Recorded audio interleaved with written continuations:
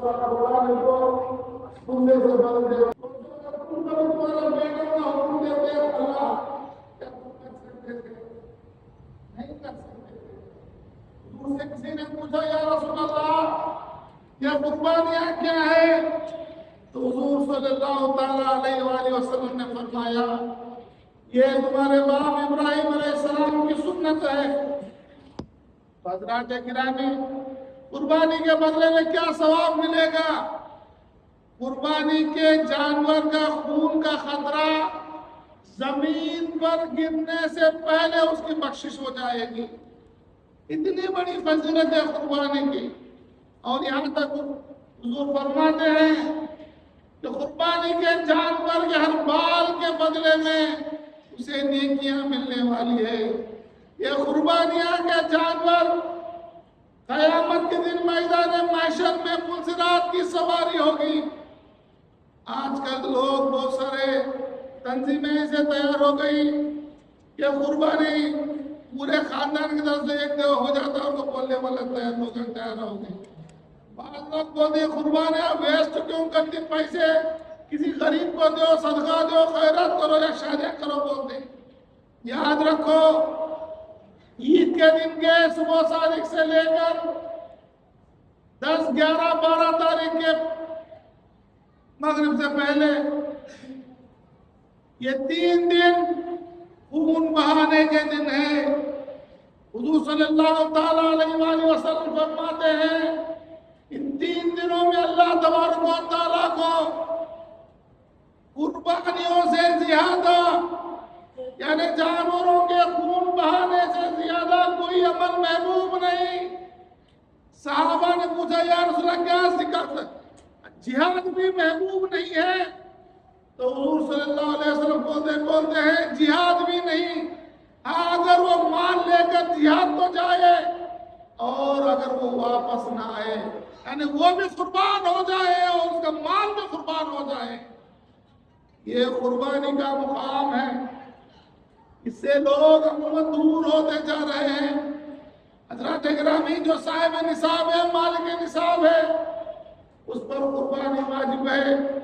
واجب ہونے کی شرطیں جو اس پر زکوٰۃ واجب ہے، جس پر فطرہ واجب ہے، معافی چاہتا ہوں جس پر زکوٰۃ واجب ہے، 7.5 تولہ سونا یا 52.5 تولہ چاندی کی قیمت ہو یا اس کے برابر تولہ چاندی اور سونا ہو، اسے صاحب نصاب کہتے ہیں. ان کے اوپر قربانی واجب ہے.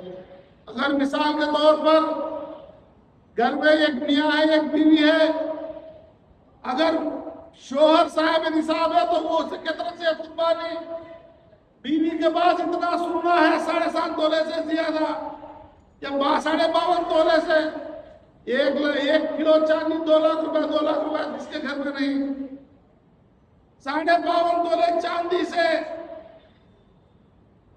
ہے اگر بیوی کے پاس بھی، تو شوہر کے اوپر بھی قربانی واجب اور بیوی کے اوپر بھی قربانی واجب.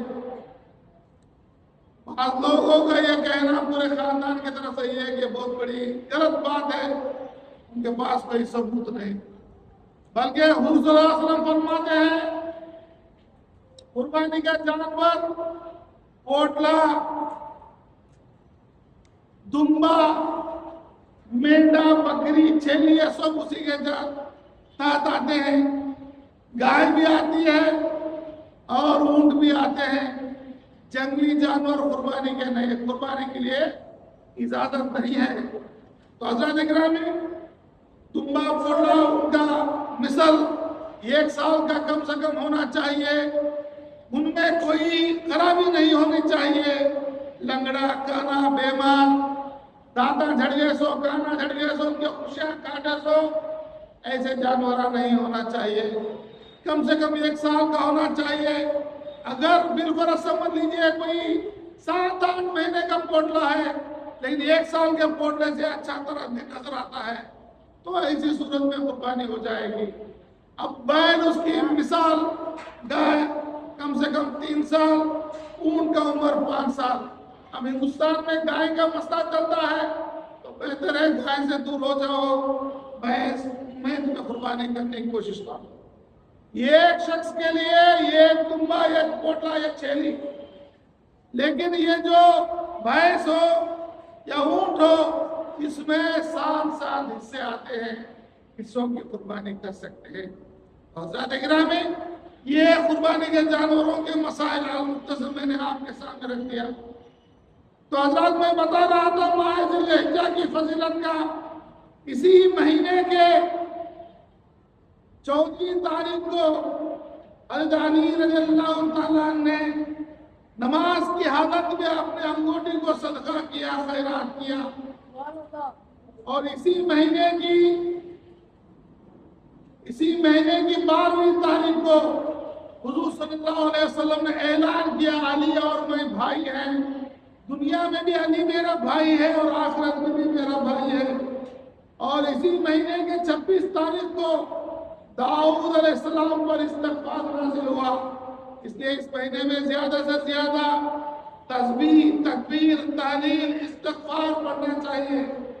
اور اسی مہینے کے 27ویں کو حادثہ حرہ یعنی امام حسین شہید کربلا شہادت کے بعد یزیدی لشکر نے مکہ اور مدینہ پر حملہ کیا. اسی مہینے کے 27 تاریخ کو ہوا. اور اسی مہینے کے 28ویں تاریخ کو حضرت مولا علی مشکل کشا مسجد خلافت میں رونق افروز ہوئے. حضرات گرامی، اسی طرح ایک اور حدیث میں اس مہینے کے بارے میں بتاتا ہوں، سن لیجئے گا. حضرات گرامی، حضور صلی اللہ علیہ وسلم کے بارے میں جو کہا، حضور اپنی پوری زندگی میں 4 چیزوں کو کبھی ترک نہیں کرتے تھے.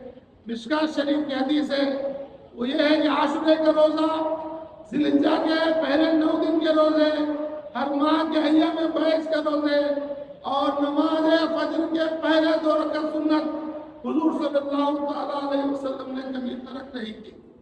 حضرات اکرامی، جو یہ لوگ کہتے ہیں قربانی کے بدلے صدقہ دے دو، اس کے بارے میں روایت آتا ہے کہ یہ ایک بزرگ تھے، ہر سال قربانی کے بدلے پیسے لوگوں میں صدقہ اور خیرات کرتے تھے، ضرورت مندوں کو دیتے تھے. انہوں نے خواب میں دیکھا قیامت قائم ہوگی، میدان محشر قائم ہو گیا، اور پسرات پر چلنے کے لیے لوگ سواری میں جا رہے تھے، اور یہ بزرگ جو ہے چلتے ہوئے جا رہے تھے. یہ بزرگ نے پوچھا فرشتوں سے، اے فرشتوں، یہ لوگ سواری میں کیوں جا رہے ہیں اور میں چلتے ہوئے کیوں جا رہا ہوں؟ تو فرشتوں نے کہا، انہوں نے قربانیاں دی ہیں، وہ قربانیوں کے جانور جو ہے سواری کے طور پر آ گئی، کیونکہ تم نے قربانیاں نہیں دی، قربانیوں کے پیسوں کو تم نے صدقہ کیا، اس لیے تمہیں جانور نہیں ملا. تو حضرات گرامی، اس لیے میں آپ سے ایک اور بات درخواست کرتا ہوں، جو صاحب نصاب ہے، مالک نصاب ہے، جو قربانیاں دینے کی طاقت رکھتا ہے، اسے چاہیے کہ ضرور سے ضرور قربانی دینے والا ہو جا. اسی طرح حدیث میں آتا ہے، عرفہ کا دن بڑا معظم دن ہے. عرفہ کا 1 دن کا روزہ 1 سال گزشتہ اور 1 سال آئندے کے گناہوں کو مٹانے والا ہے. عرفہ کا دن 9 ذی الحجہ کا روزہ، یہ 1 سال آنے والا 1 سال جو گزر چکا ان کے گناہوں کا کفارہ ہے. حضرات گرامی، قربانیوں کے مسائل تو میں نے آپ کے سامنے بتا دیا. اسی طرح میں اور اس مہینے کے بارے میں کیا کہوں، اس کے فضیلتوں کے بارے میں کیا کہوں، یہ بیان سے باہر ہے. وقت بھی 1:20 ہو گیا. بس اتنا سمجھ لو، حدیث مصطفیٰ ہے کہ ایک شخص گویا تھا، گانے والا تھا.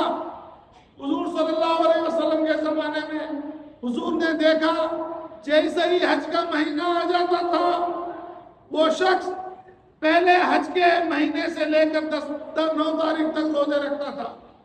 حضور نے اسے بلا کر پوچھا تو کہا، میں تو حج کو جا نہیں سکا، میں روزہ رکھ کر دعا مانگوں گا، اللہ تبارک و تعالیٰ مجھ سے راضی ہو جائے، یہ امید پہ میں روزہ رکھ رہا ہوں. تو حضور صلی اللہ علیہ وسلم فرماتے ہیں جو یوم روز کو 1 تاریخ سے لے کر 7 تاریخ تک روزہ رکھا اس کے بدلے 100 اونٹ ذبح کرنے کا 100 گھوڑے اللہ کی راہ میں دینے کا ثواب تجھے ملے گا 100 غلام آزاد کرنے کا ثواب ملے گا اور اسی طرح جو 8 تاریخ کو روزہ رکھے گا 9 تاریخ کو روزہ رکھے گا اس کے لیے 8 تاریخ روزے والے کے لیے 1000 کا حضور نے بشارت دی 9 کے والے کے لیے جنت میں محل اور ہیرو گلما کی بشارت دے دی لہذا ہو سکے 1 تاریخ سے 9 تاریخ تک روزہ رکھے نہیں رکھ سکے تو کم سے کم 8 یا 9 تاریخ کو رکھنے کی کوشش کریں کم سے کم 9 تاریخ کو ضرور سے ضرور روزہ رکھنے کی کوشش کریں 1 سال گناہوں کا آئندہ اور گزر چکے گناہوں کا کفارہ بھی ہے ثواب عطا کرنے والا ہے